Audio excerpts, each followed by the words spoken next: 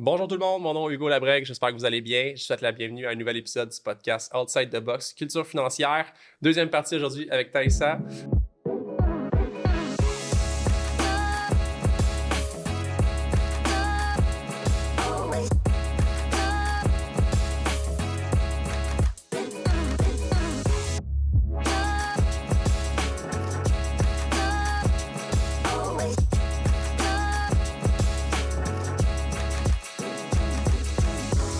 Taïssa, toujours, ça va bien? Toujours bien. Toujours bien, c'est bon, j'aime ça. On a touché plusieurs points par rapport à l'argent. Cash, j'aime ça parler d'argent. Je pense qu'on a enlevé un petit peu de tabou, on a donné beaucoup de trucs et d'astuces aux gens qui nous écoutaient. Aujourd'hui, sur cet épisode-ci, je devrais dire, je veux ramener des points qu'on a parlé dans l'autre épisode, mais avant, je vais te poser la question que je demande à tous les invités. Quand je te dis « outside the box », qu'est-ce que ça résonne en toi, ça? Moi, ça résonne penser à contre-courant. Ouais. Ça me pense vraiment à ça, même si je suis dans la même boîte, disons. Mais en fait, je vais à contre-courant, je vais à l'inverse. En fait, je suis tellement une curieuse, je me dis, mais pourquoi les gens font ça? C'est quoi l'inverse de ce que les gens font? Ouais. Et donc, j'aime remonter à la source, j'aime penser différemment, j'aime regrouper des choses, pas dans le but d'être unique ou autre. C'est ma façon de penser, mais je me dis que comme ça, je peux trouver d'autres trésors. Je suis un peu une détective, donc ça me fait penser à ça. Ouais, j'aime ça. J'aime ça, d'explorer un petit peu là, qu'est-ce qu'il y a l'autre côté de la clôture. Là, Exactement, même si je suis dans la même boîte, mais disons qu'est-ce qu'il y a à côté. Parce que parfois, c'est ça. Penser en dehors de la boîte, on rate aussi des occasions, mais quand on est dans la même boîte, ménager à contre-courant, ça peut aussi être bénéfique. Parce qu'on peut être dans les deux. Exact. Est-ce que tu te considères une personne à l'extérieur de la boîte, même si tu as de l'humilité en expliquant que tu es dans la boîte aussi, comme tout le monde, est-ce que tu considères que dans ta vie, tu appliques une approche à l'extérieur de la boîte? Oui, quand même. Bah, ça fait partie un peu de ma créativité, la curiosité que je peux avoir. Donc, j'aime être à la fois dans la boîte et à côté. Parce que aussi, je m'éclate à être en dehors de la boîte. Ouais. Donc, Moi aussi, j'aime bien ça. J'aime bien ça. Puis je suis content que tu te sentes comme ça aussi. Sur l'épisode d'aujourd'hui, je veux qu'on ramène des points qu'on a parlé. Je vais t'énumérer un peu ce que j'aimerais qu'on discute. On a discuté de culture, de classe sociale, de classe raciale par rapport à l'argent. Je veux qu'on discute un petit peu c'est quoi les différences parce que tu as vu quand même un petit peu de quoi de pays. Tu n'es pas originaire du Québec. Tu as vécu en France, tu as vécu ici, tu as vécu ailleurs aussi. Donc, je voudrais qu'on touche ça. Puis dans le dernier épisode aussi, on a parlé d'environnement social puis de trauma financier. Je voudrais qu'on touche un petit peu ces points-là dans cet épisode-ci. Donc, est-ce que tu veux nous introduire un petit peu ton parcours? Ça a été quoi? D'où tu viens? Puis comment est-ce que tu t'es introduit à l'argent? Puis comment tu as emmagasiné toutes ces connaissances-là? parfait. Alors, moi, je suis née en Guyane française, de parents immigrants. Donc, mon père de l'île de la Dominique et ma mère brésilienne. Donc, déjà là, ça crée un choc de culture assez intéressant parce que on est en Amérique du Sud, dans le seul petit bout, mais quand même grand territoire de France, mais en Amérique du Sud. Et donc, là, déjà, ça crée un choc culturel parce qu'on parle français, mais chez moi, on ne parle pas français. On parle soit anglais, soit le portugais.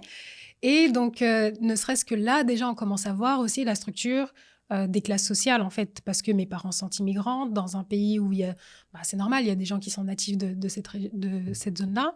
Et puis, il y a la question économique, de se dire, il y en a certains qui vont être entrepreneurs, il y a d'autres qui vont être fonctionnaires, il y a d'autres qui ont accès à la propriété, d'autres non, etc. Donc, à partir de là, je commence un peu à voir, de dire, OK, en fait, je vois qu'il y a des différences d'accès à certains services, etc. Mais sans forcément me questionner sur exactement est-ce que c'est un problème ou autre, ou m'engager, de me dire, mais je commence à voir en tout cas qu'il y a une difficulté par rapport à ça. Ensuite, je pars à Paris, là où je navigue pareil dans d'autres milieux économiques parce qu'on a accès à d'autres services, à d'autres classes sociales, à d'autres personnes et tout. Et là, je commence à voir aussi d'autres, on va dire, façons de gérer l'argent, d'approcher. Mais ce que je vois que malgré tout, l'argent reste un tabou. Quand on n'est pas d'argent ou quand on en est trop, c'est un tabou. Pas, Exactement. Et donc, en arrivant ici, je me suis dit, tiens, j'arrive en Amérique du Nord. L'argent, ça va être comme, en plus, j'arrive avec un projet avec les femmes entrepreneurs, où je parle d'accès au financement, etc. Je me dis, ça va être tellement facile parce qu'ici, le projet démarre pas. J'arrive ici, je me dis, bizarre quand c'est en Amérique du Nord et que on n'ose pas parler d'argent comme j'avais prévu que ça se passe. Et c'est là où je me suis rendu compte que la langue française peut être une barrière, est une barrière quand il s'agit de penser et parler d'argent. Donc, quand je parle de la langue française et aussi de la culture francophone, parce que c'est ça, il y a la question de la religion qui rentre en jeu, il y a la question aussi de la langue, ne serait-ce que comment on conjugue les verbes, comment on imagine. Donc, toutes ces choses-là, en fait, j'ai commencé à mener des enquêtes, Ouais. en tout cas lire des choses sur ces thématiques-là. Et c'est là que je me suis rendu compte en fait que ça crée une barrière en fait. Parler Ouais. d'argent, c'est sale quand on parle français. Donc, c'est ça, j'allais te demander parce que j'avais hâte de parler avec quelqu'un qui s'intéresse à l'argent, qui a fait différents endroits dans le monde pour dire est-ce que c'est au Québec ou est-ce que c'est la langue française? Non, c'est la langue française. En tout cas, je dirais que, bien sûr, il y a la question du territoire qui peut être différent. Et je me rends compte que plus les inégalités sont grandes, l'écart des inégalités entre les riches et les pauvres sont grands, plus il y a un tabou des deux côtés. OK. Donc, plus il y a un mal-être soit d'en avoir trop, d'en afficher, etc. Ouais. Et donc, il y a comme ce mal-être-là. Donc, ça, c'est commun, en tout cas, aux pays où il y a des fortes disproportions entre les inégalités. Mais en tout cas, quand il s'agit de la francophonie, ça rajoute quand même une OK. grande complexité dans la manière d'approcher l'argent. Mais je trouve ça intéressant parce que moi, je suis, ben, j'ose pas dire bilingue parce que le plus on le pratique, le meilleur on est, là. Puis j'ai vu qu'il y a encore place d'amélioration, mais je me débrouille très bien en anglais. Puis je suis allé à New York cette année pour un voyage. Puis à tout le monde que je croisais, je parlais d'argent pour voir comment ça se passe là-bas. On était à Wall Street, je parlais aux gens. La personne qui nous a conduits dans le Uber, je lui demandais comment ça se fait arriver à New York, puis se trouver un emploi, puis c'est quoi les loyers, puis combien est-ce qu'on peut gagner. Donc, c'était pas si tabou, je trouvais, de parler d'argent avec ces gens-là, où je les rendais confortables peut-être rapidement aussi. Mais je trouvais ça intéressant de m'instruire ailleurs dans le monde comment ça fonctionne, parce que si on n'explore pas, on ne sait pas. Exactement. Donc, ne serait-ce que, même j'avais vu des études qui disaient que les Allemands aussi ont une approche assez stricte, assez différente avec l'argent, etc. Ne serait-ce que l'approche du crédit. Le crédit est un mot interdit, on va dire, c'est assez péjoratif, etc. Donc, toutes ces petites notions-là influencent. Et je pense aussi la différence aussi qui vient dans l'espace de la francophonie, le fait que la religion ait un espace aussi de dire que l'argent c'est mal, les riches, voilà, etc. Ouais. Donc, qu'il y a la cupidité, toutes ces choses-là. Donc, ça crée aussi un conflit Ouais. entre... On est dans un monde qui est globalisé. On aspire à être, d'avoir du succès, d'avoir de l'argent, d'avoir une certaine notoriété, etc. En plus, avec les réseaux sociaux, toutes ces choses-là. Ouais. Mais en même temps, on est dans une culture qui condamne aussi les personnes qui sont riches, qui Ouais. réussissent, etc. Ouais, ils sont pas heureux, l'argent n'achète pas le bonheur. Exactement, exactement. Donc, ouais. c'est toutes ces questions-là, je trouve intéressantes. Et c'est là où je me suis dit, mais en fait, si on se questionnait aussi sur notre propre relation, qu'est-ce qui fait qu'on est à l'aise ou pas. En Ouais. fait, il y a des choses aussi qu'on peut changer certaines narratives parce qu'il y a des gens aussi qui se limitent, notamment beaucoup les femmes qui vont Ouais. se limiter parce qu'il y a des discours qui se perpétuent, justement la question de la femme vénale ou de la femme qui dépense beaucoup trop. Bah, si finalement on déconstruit ça, ce genre de pensée-là, de dire mais en fait finalement d'où ça vient, bah, est-ce que c'est toujours valable aujourd'hui Ouais. en 2023 de dire ça? En fait, ça permet tout simplement de dire bah non, en fait peut-être de changer de Ouais. narrative. Ouais, changer de cassette. Oui, mais les francophones, on est attachés justement à notre histoire, à notre culture, Ouais. etc. et à ce côté de défense. Donc finalement, ça aussi, ça fait partie. Donc c'est là où je dis Ouais. que c'est quand même compliqué Ouais. de parler. Je pense aussi, il y a la question de la religion, mais il y a aussi la question du politique, la question du socialisme, etc. On ne va pas rentrer dans le détail pour pas... Ouais. Mais ça aussi, ça joue un jeu, en Créer fait. des débats déjà qu'on Oui, parle c'est ça. d'argent, puis de riches et de pauvres. Là. C'est ça. Et c'est pour ça que quand je parle d'argent, j'aime bien dire que l'argent a deux dimensions. C'est à la fois individuel et à la fois collectif. Parce qu'en fait, c'est ça. C'est que quand il est collectif, tout le monde est d'accord pour en avoir beaucoup, à condition qu'on partage, etc., équitablement. Mais dès qu'il devient individuel, ça devient un problème. Ouais. Ouais. Je pense que ça apporte à réflexion. Là. Je suis quand même d'accord. Culture, classe sociale, différence raciale, différence à travers le monde.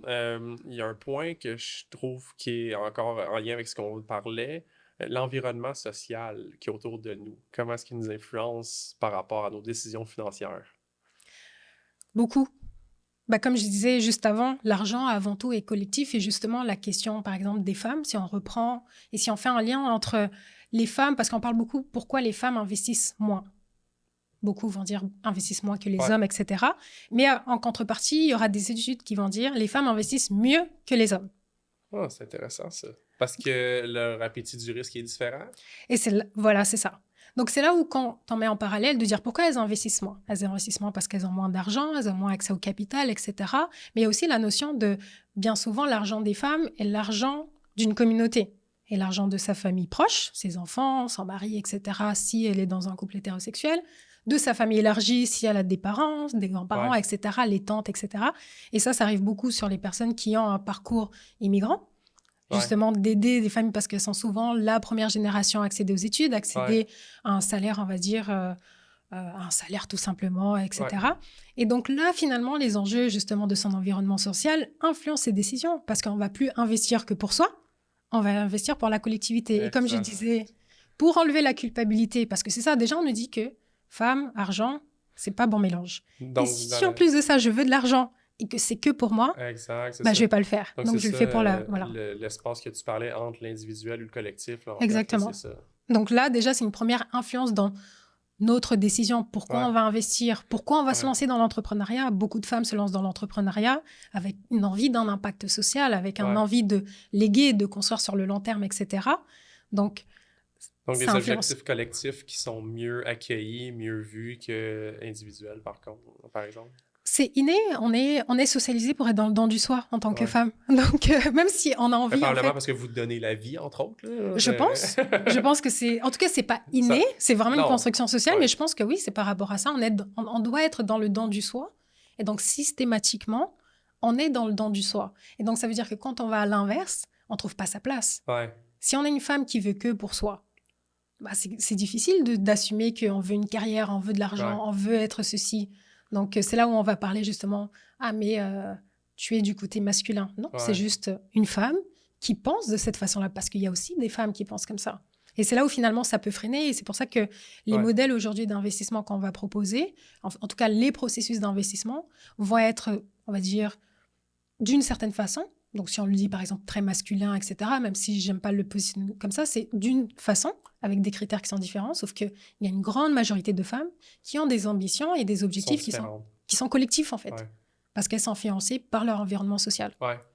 Mais dans la collectivité, dans la culture aussi, puis l'immigration, moi, j'apprends beaucoup à travers ça parce qu'on parlait de francophonie, mais j'ai remarqué en suivant des podcasts ou du contenu de gens de d'autres nationalités puis d'autres cultures, j'ai remarqué beaucoup d'entraide de façon collective. Où est-ce que même où j'habite, je suis dans l'ouest de l'île, je suis proche de l'Ontario quand même, il y a beaucoup de diversité culturelle dans les gens qui habitent mon secteur. Puis il y en a des chars dans le parking. Tu sais, je remarque que ça s'entraide beaucoup. Je connais pas tous les dessous, mais j'ai l'impression qu'il y a cet esprit de collectivité-là aussi, puis d'entraide, de démarrer la roue ou d'amener l'eau au moulin, là, du moins, là, pour commencer à créer de la richesse. Bah, c'est ça. Bah, en fait, encore une fois, ça revient à cette notion de collectif et individuel. À partir du moment où on crée justement des barrières entre les deux, je parle par exemple pour tout le monde, c'est-à-dire que quand on considère que notre réussite, c'est notre mérite personnel, que notre argent, c'est notre argent, on va aller vers les finances personnelles uniquement dans son cercle. On va prendre son assurance vie, on va faire ces cercles-là. Mais à partir du moment où on crée des ponts, on peut se dire, bah tiens, je peux aussi solliciter une collectivité. Aujourd'hui, on va parler d'associés dans le monde, on va dire, de l'entreprise, tel et tel associé, tel et tel migration entre deux entreprises, etc. Mais sauf que dans la collectivité aussi, ça fonctionne. Tout le monde n'a pas accès justement à des services financiers, des services banquiers, mais il y a des gens qui ont accès à des communautés qui vont contribuer justement Ouais. à la construction de ce patrimoine. Ouais.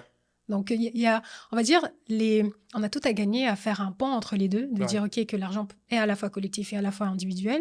Mais il y a aussi la question, quand je parle aussi dans le livre, la question des politiques aussi publiques, la question de repenser la fiscalité, etc. Non Ouais. pas du point de vue individuel, mais aussi du point de vue Ouais. collectif. Donc, ça aussi, Ouais, c'est parce que c'est possible. des outils qui sont disponibles, là, entre autres. Là, c'est ce que j'ai découvert, moi, dans l'amour de l'entrepreneuriat, puis en découvrant sur la fiscalité dans mon domaine.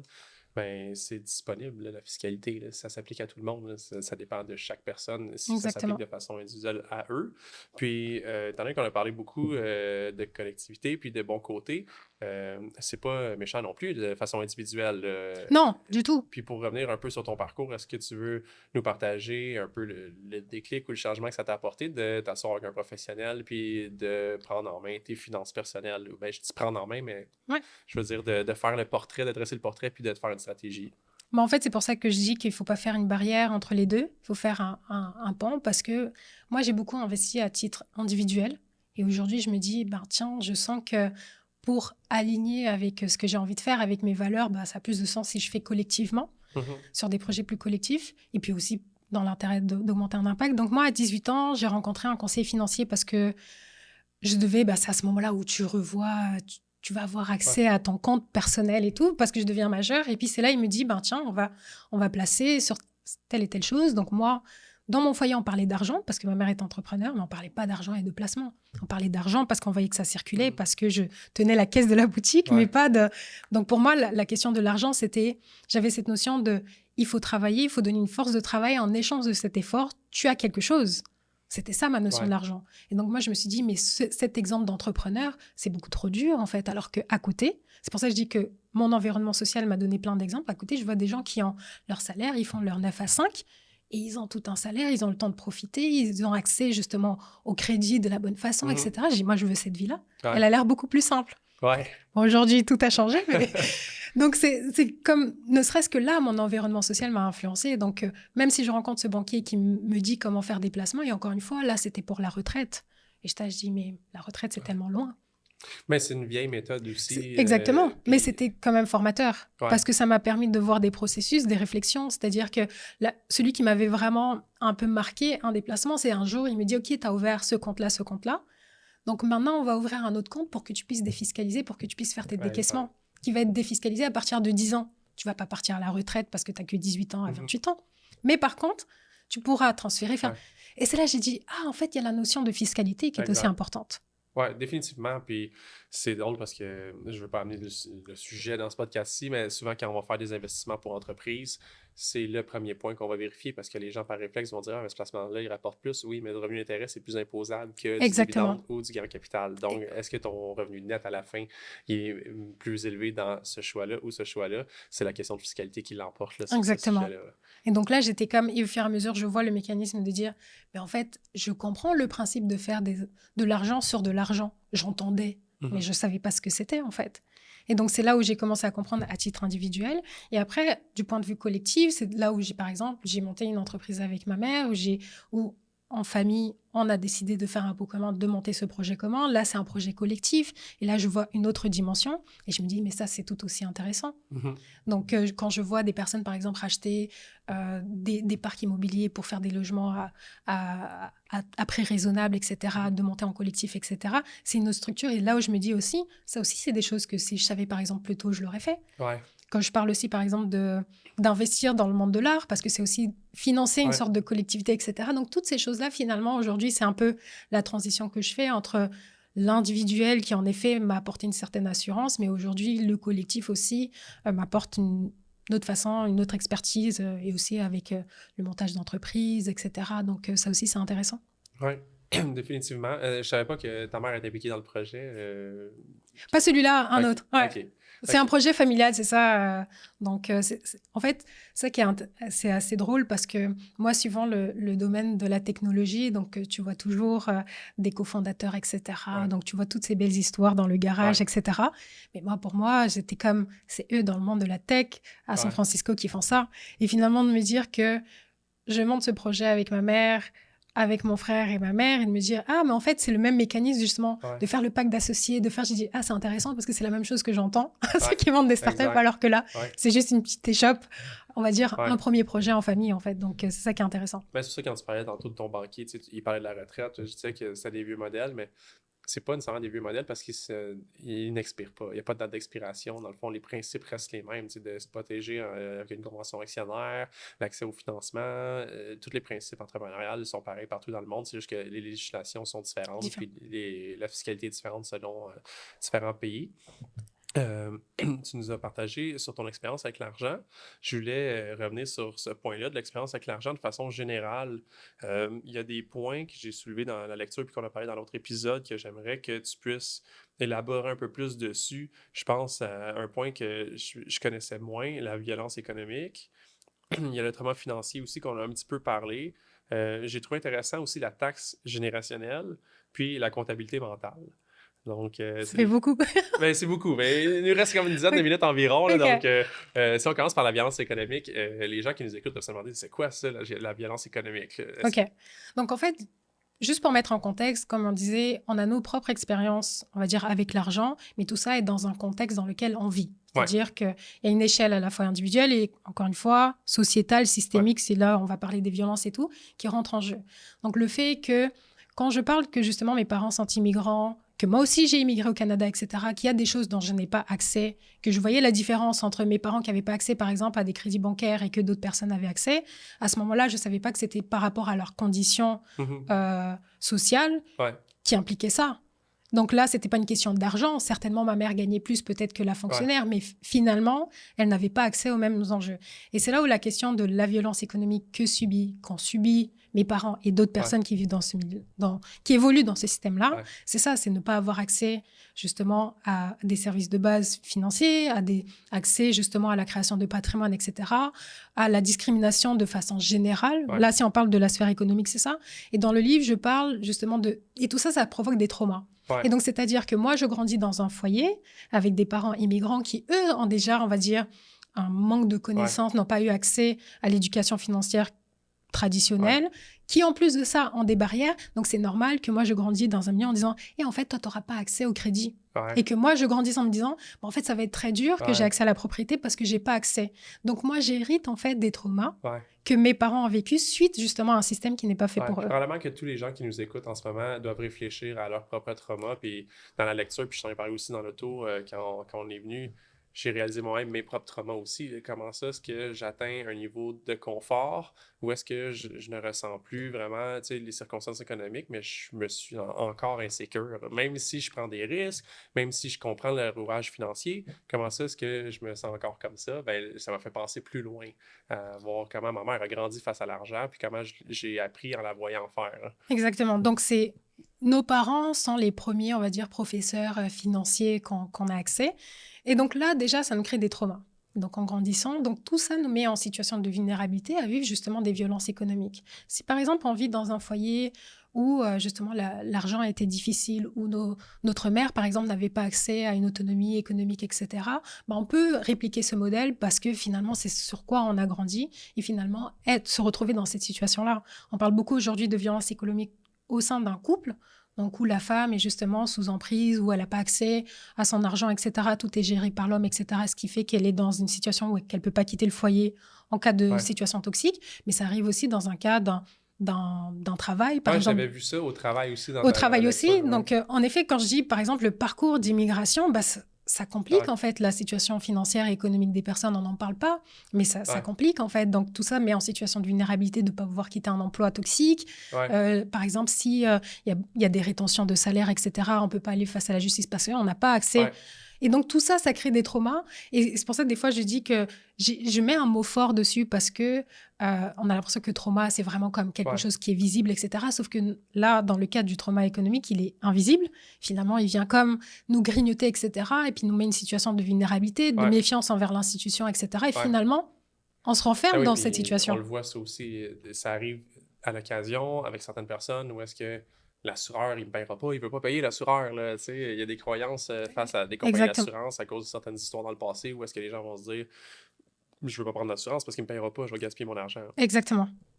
Typiquement, c'est ça. Ou quand je disais, par exemple, il y a aussi le trauma, je donne l'exemple aussi de la violence économique avec les personnes âgées, etc. Parce que c'est ça, on entend parler que des personnes âgées se sont fait justement agresser ou se sont fait abuser, etc. parce qu'il y a en situation de vulnérabilité. En fait, ça va revenir la même chose pour moi. Donc, il vaut mieux que j'ai pas beaucoup d'argent quand je suis vieille parce que tout le monde va vouloir voler tout mon argent.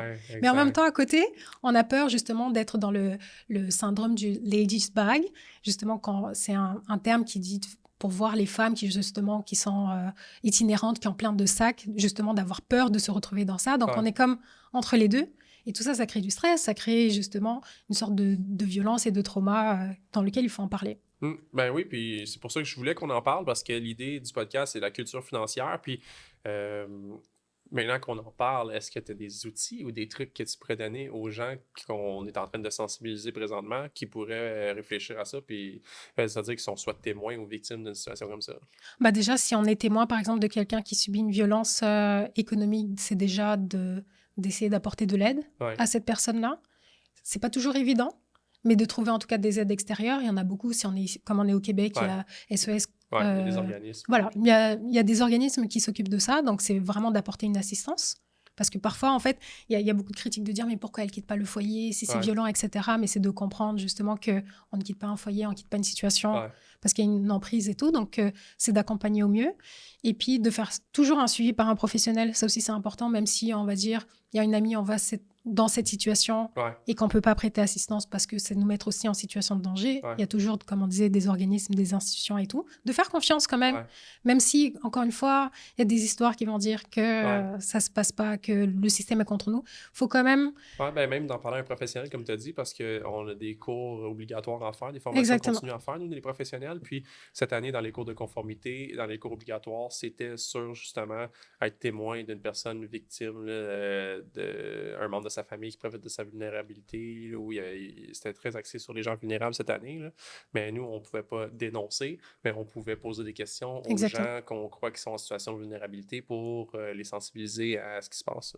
Mais l'enjeu des deux côtés, c'est la prise de conscience. C'est ce qui est le plus dur. Donc, si on est dans cette situation, c'est déjà d'en prendre conscience, de prendre comme un peu de temps justement pour se poser ces questions. Quelle est ma relation? Je pense que le fait d'avoir adressé ça dans le livre, ça permet aux gens de se questionner, de dire « Ah, mais en fait, ça existe. Est-ce que je suis dans cette situation? Est-ce que quelqu'un de mon entourage est proche? » J'en suis témoin aussi parce que c'était pas une de mes réflexions. C'était pas à ça que je pensais. En tout cas, c'est mon day-to-day. Maintenant, je suis un peu plus sensible à ça, puis je crois que ça peut faire de moi une meilleure personne aussi. Oui, donc la première étape, c'est ça. Prendre conscience que ça existe. Est-ce qu'on est dans cette situation? Et puis, quoi qu'il arrive, solliciter de l'aide d'un expert. Que, par exemple, on soit victime, en tout cas, qu'on ait un traumatisme économique, c'est de consulter un professionnel pour en parler, pour dépasser, de voir justement qu'est-ce qui nous bloque. Voilà, faire un suivi avec un professionnel. Et puis, pareil, de l'autre côté, si on est victime de violences économiques, c'est faire appel aussi à des professionnels. Mais quoi qu'il arrive, la première étape, c'est en prendre conscience qu'on est dans cette situation. Définitivement. Puis, comme je disais, je radote, mais il y a peut-être des gens qui, maintenant, après avoir écouté ça, vont être plus vigilants ou sensibles à observer ce qui se passe autour. Exactement. En tout cas, c'est le but. Exact. Est-ce qu'il y avait d'autres points qu'on n'a pas touchés, que tu aurais aimé discuter? Il nous reste encore un peu de temps. S'il y avait quelque chose que tu voulais dire aux auditeurs, à ceux qui nous écoutent. Oui, je pense qu'il y a un point qu'on ne parle pas assez, c'est la notion du risque, en fait. Si on a un peu de temps juste d'en parler rapidement. Je pense qu'aujourd'hui, on parle beaucoup d'aversion au risque, fort ou faible, etc. Et je pense que quand il s'agit des femmes, parce que c'est ça que je disais tout à l'heure, elles vont mieux investir ou pas assez, etc. Mais tout est la question du risque. C'est pas qu'on a une plus faible tolérance au risque, c'est juste qu'on a une prise de conscience qui est différente par rapport au risque. Et je pense aussi que la question de l'argent en général, si on n'arrive pas à gérer notre argent, si on a peur justement de gérer, c'est qu'on a peur de faire des erreurs. C'est pour ça que j'invite à l'expérimentation. Mais ceci, c'est la question du risque, parce que tout en parle de risque. Quelle est ta tolérance au risque? Quel est ton niveau, etc. Comme si tout était un risque. Et je pense que si on approche aussi la question du risque plutôt comme OK, quelle est ta sensibilité au risque? Est-ce que tu es consciente du risque que tu peux avoir si tu prends cette décision? Je pense que c'est déjà une meilleure approche. En tout cas, c'est un point. Non, je suis entièrement d'accord avec toi parce que on peut croire que l'investissement, c'est risqué. Il y a des risques, mais on est en mesure de choisir quel degré de risque on a envie de prendre. Puis, pour faire un exemple, je remarque qu'il y a beaucoup plus de femmes qui apprécient d'investir dans une police d'assurance vie que dans des actions, par exemple. Parce que la volatilité est beaucoup plus facile à tolérer au fil du temps que dans des actions, par exemple. Donc, c'est les deux une catégorie d'actifs. C'est juste des investissements différents pour des profils différents. Exactement. Donc, c'était un peu le point que je voulais juste dire aux gens.